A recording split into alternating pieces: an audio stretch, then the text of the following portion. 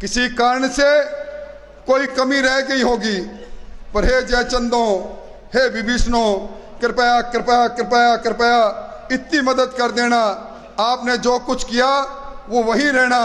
हमारी इस पवित्र पार्टी और हमारे लोगों के पास आने की कोशिश मत करना, मत करना, मत करना।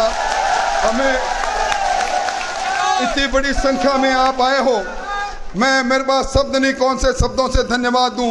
आज की इस विराट सभा के लिए आपका नतमस्तक करके आपको धन्यवाद देते हुए अपनी बात समाप्त करता हूं। बहुत बहुत धन्यवाद। बलराम जाखड़ का वो 2004 का चुनाव मैंने देखा है। आपने चुनाव एक लक्ष्मण के रूप में लड़कर राम के सामने एक ऐसा संकल्प लिया और आपने बलराम जाखड़ को धूल चटाई और राम सिंह कस्वा को यहां से विजय बनाया। और उसी राम सिंह कस्वा के परिवार में खुले मन से कह रहा हूं, किसी को कोई दिक्कत है आके बात कर लो, उन्होंने पीठ में खंजर घोंपने का काम किया।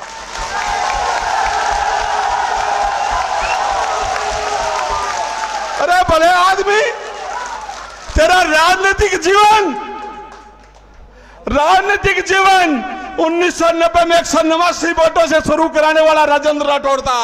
और आज अंत भी यह चूरू नहीं, पूरे राजस्थान में एक आंख लग गई है कि राहुल कस्वा, तूने, तेरी मां ने और तुम्हारे पिता ने गांव गांव नारे नारे में घूमकर और तूने जो कार्य किया है। नहीं राठौड़ साहब, राजेंद्र राठौड़ चुनावी राजनीति के माहिर खिलाड़ी माने जाते हैं, चाणक्य कहे जाते हैं और जनता दल से लेकर भाजपा तक अब तक उन्होंने चुनावी हार का स्वाद नहीं चखा था। इस बार अपनी चाणक्य नीति अपनाते हुए अपनी परंपरागत चूरू सीट छोड़ी और तारानगर चले गए। मुकाबला था कांग्रेस के नरेंद्र बुढ़ानिया से और उस मुकाबले में राजेंद्र राठौड़ मात खा गए। और मात खाते हैं, सभी लोग खाते हैं। राहुल गांधी भी चुनाव हारे हैं, इंदिरा गांधी भी चुनाव हारी हैं और भी दिग्गज चुनाव हारते रहे, देवी सिंह भाटी भी चुनाव हारते रहे, लेकिन लगता है कि राजेंद्र राठौड़ को अपनी चुनावी हार पच नहीं रही है। यह बात मैं इसलिए कह रहा हूं कि चुनावी हार के बाद में भाजपा का राज आ गया, मुख्यमंत्री ने शपथ ले ली, उप मुख्यमंत्री की शपथ हो गई। उसके बाद अब राजेंद्र राठौड़ अपने निर्वाचन क्षेत्र जब गए, वहां उन्होंने एक सभा की और सभा में उन्होंने कुछ लोगों को विभीषण कहा, कुछ लोगों को जयचंद कहा, लेकिन राजेंद्र राठौड़ ने किसी का नाम नहीं लिया और सिर्फ इतना कहा, हे विभीषणों, हे जयचंदो, कृपया कृपया कृपया हमारी पवित्र पार्टी से दूर रहें। यह बात तो राजेंद्र राठौड़ ने मंच से कही, लेकिन इसी मंच से भले ही राजेंद्र राठौड़ ने जयचंद और विभीषण की संज्ञा तो कई लोगों को दे दी, लेकिन उनका नाम नहीं लिया। दूसरी ओर उसी मंच से एक और नेता ने भाषण दिया, स्थानीय नेता ने, लेकिन उस नेता ने राजेंद्र राठौड़ से भी आगे बढ़ते हुए सीधे सीधे नाम ले दिया और आरोप था राम सिंह कस्वा के परिवार पर। राम सिंह कस्वा चूरू से कई बार सांसद रहे हैं, अब उनके बेटे राहुल कस्वा सांसद हैं और इसके अलावा उनकी पत्नी वे भी विधायक रही हैं। कुल मिलाकर कस्वा परिवार चूरू की राजनीति में बहुत बड़ी पहचान रखता है और चाहे राम सिंह कस्वा हो, चाहे राहुल कस्वा हो, चाहे राहुल कस्वा की मां हो, वे भी विधायक रही हैं, राजस्थान विधानसभा की सदस्य रही हैं। अब जब राजेंद्र राठौड़ चुनाव हार गए, उन्होंने विभीषण और जयचंदो की बात की, लेकिन किसी का नाम नहीं लिया। लेकिन उसी मंच से एक अन्य वक्ता सीधे सीधे बात करते हैं कि राम सिंह कस्वा परिवार की 189 वोटों की राजनीति जीत की जो थी, उसकी शुरुआत जिसने कराई उसकी पीठ में छुरा घोंपा है। सीधे सीधे आरोप लगाया गया, राम सिंह कस्वा, उनकी पत्नी और बेटे राहुल ने गांव गांव घूमकर राजेंद्र राठौड़ को हराने का काम किया। लेकिन अब यह जनता सिर्फ चूरू की नहीं, पूरे राजस्थान की यह बात जान चुकी है। इसका खामियाजा भुगतने के लिए तैयार रहना चाहिए। यानी कि खुले मंच से, राजेंद्र राठौड़ के मंच से राहुल कस्वा जो वर्तमान सांसद हैं उन्हें और उनके पिता पूर्व सांसद राहुल कस्वा को सीधे सीधे चुनौती दे दी गई और राजेंद्र राठौड़ की हार के लिए उन्हें जिम्मेदार बता दिया गया।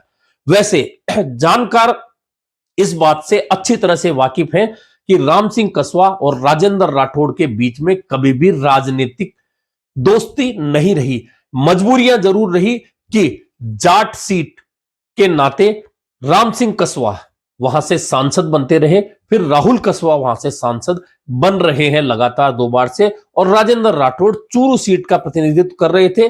बीच में उन्होंने एक बार तारानगर से चुनाव जीता था। यानी कि कुल मिलाकर इन दोनों परिवारों की राजनीतिक प्रतिद्वंदिता भाजपा में रहकर भी रही, लेकिन भाजपा का शीर्ष नेतृत्व हो, प्रदेश नेतृत्व हो, उन्होंने इन दोनों के बीच हमेशा सामंजस्य बिठाकर कोशिश की कि चूरू की राजनीति में कम से कम भाजपा की राजनीति में दोनों साथ नहीं हो तो कम से कम अलग भी नहीं नजर आए। लेकिन अब चूंकि सीधी तलवारें खिंच चुकी है, राजेंद्र राठौड़ ने विभीषण और जयचंदों की बात की है, उन्हीं के मन से राम सिंह कसवा और राहुल कसवा को चुनौती दे दी गई है।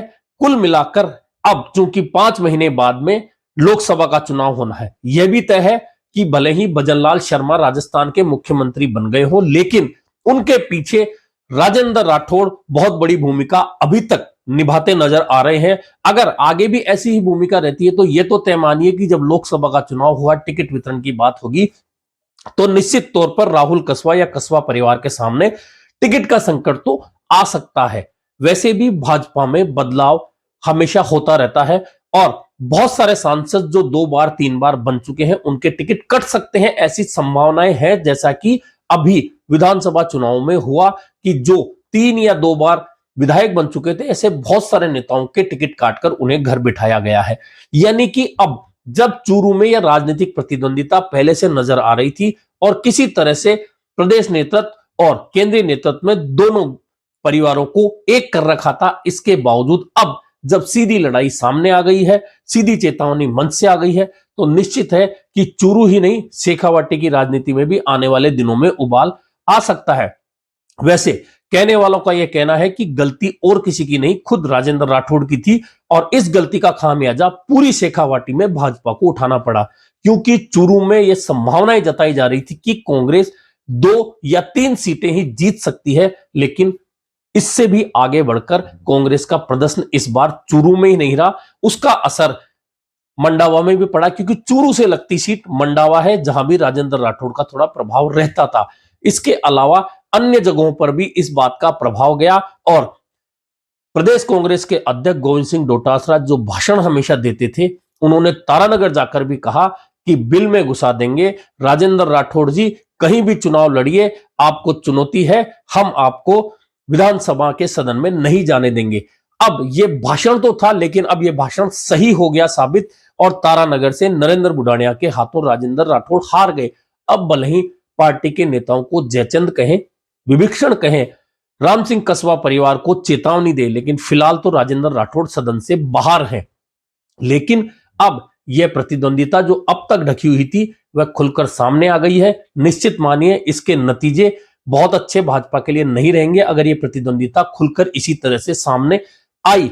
इस बीच इस प्रतिद्वंदिता, इस भाषण के दौरान शाम को राहुल कसवा जो सांसद हैं वे सीधे मुख्यमंत्री भजनलाल से मिले हैं। निश्चित है कि औपचारिक मुलाकात है मुख्यमंत्री बनने के बाद में भजनलाल शर्मा से सांसद राहुल कसवा की, लेकिन बातें जरूर वे हुई होंगी जो कि बाहर नहीं आती, राजनीतिक बातें, प्रतिद्वंदिता की बातें।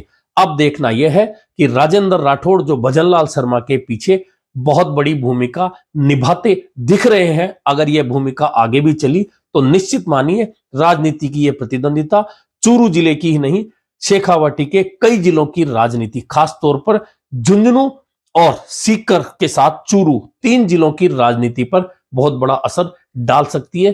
फिलहाल तो राजेंद्र राठौड़ की ओर से किन्हें विभीषण कहा गया, किन्हें जयचंद कहा गया, यह देखिए कि आखिरकार वे जयचंद और विभीषण कौन है जिन्होंने राजेंद्र राठौड़ को सदन में जाने से वंचित कर दिया।